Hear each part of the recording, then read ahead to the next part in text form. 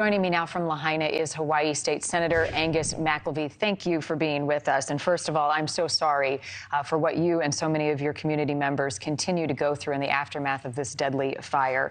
You heard Kelly mention a moment ago that Hawaii Electric acknowledges that the down power lines started the first wildfire on Maui, but then you've got the county involved here. As you watch this hearing on Capitol Hill, what are the biggest questions you want answered? Well, the biggest question right now we want answered is why we're not getting any mortgage relief for the survivors. Again, the focus is on trying to take care of the families who are still in desperate need. And I think those who were perished in the fire would want our focus to be there. But that being said, I think that, the questions being asked are questions that have been asked, about the role of the electric company and the devastating fires you see in the footage. We had a fire similar to this in 2019 called Hurricane Lane. And there was, the Public Utilities Commission did a hearing into it. There was no release of the evidence. There was no release of the witnesses. There was no questions were continually asked what happened with it. And what resulted was a very weak report to the Public Utilities Commission with very weak recommendations of using drones to check the line integrities for down power lines. Several publications have noted that the power supply plan, interruption plan, was very deficient, and they didn't even take up the recommendations in that report. Fast forward to now, and we have a similar situation, and this precedential value needs to be examined. Hopefully that will be examined by all the entities that are investigating this tragedy so that there can be some kind of closure for the families who suffered because of this. And in addition to this, Senator, is the component of the warning system and how adequate that was once we knew the fire was spreading and people's lives were in danger. Have you had answers that suffice your hunger for curiosity and accountability on that front?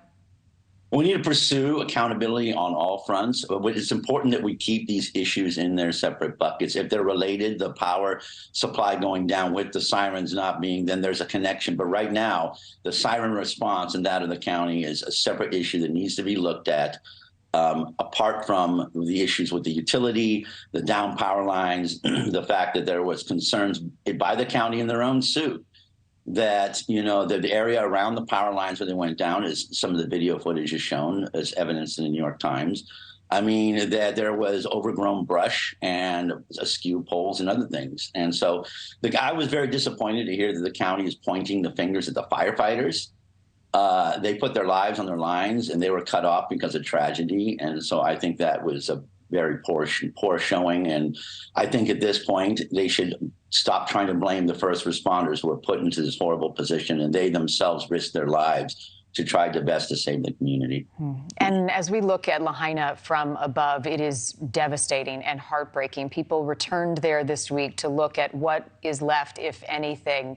What's the message to people who want to visit Hawaii? You rely so heavily on tourism, yet one of your communities has been wiped away. Is it time for people to come back? The most important thing for everybody is this is a part of Maui, Lahaina. The rest of Maui is intact. Wailea, Kahului, upcountry, all the things that people know and love Maui are intact. And when you visit those parts of the island, you're helping us recover by standing up our economy. But tourism back to West Maui is a slow approach. I support the mayor in a slow, phased-in approach, which is a fluid one that looks at how things are working out. It's important that the visitors who do come back into this approach are respectful.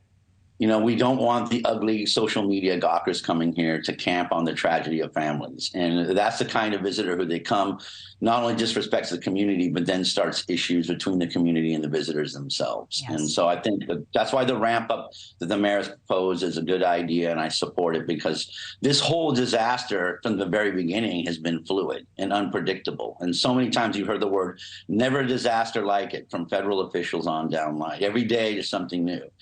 And so that's why I'm trying to preach us being flexible and using state-private resources for the 7,000 families that are still struggling to survive, while we use federal support for the big building. And then again, the investigations to answer the questions, the hard questions, to know who the evidence, the witnesses, so the families can have some kind of closure. And a respectful, compassionate approach to all of those involved. Hawaii State Senator Angus McKelvey will continue to watch this hearing on Capitol Hill, and we want those answers as well. Mahalo to you, sir. Thank you. Mahalo, and thank you for keeping the coverage on the disaster. Our community greatly appreciates you giving a voice to the voiceless. Mahalo. And will continue to do so. Thank you for watching. Go to newsnationnow.com to find NewsNation on your television provider. And don't forget to click the red subscribe button below to get more of NewsNation's fact-driven, unbiased coverage.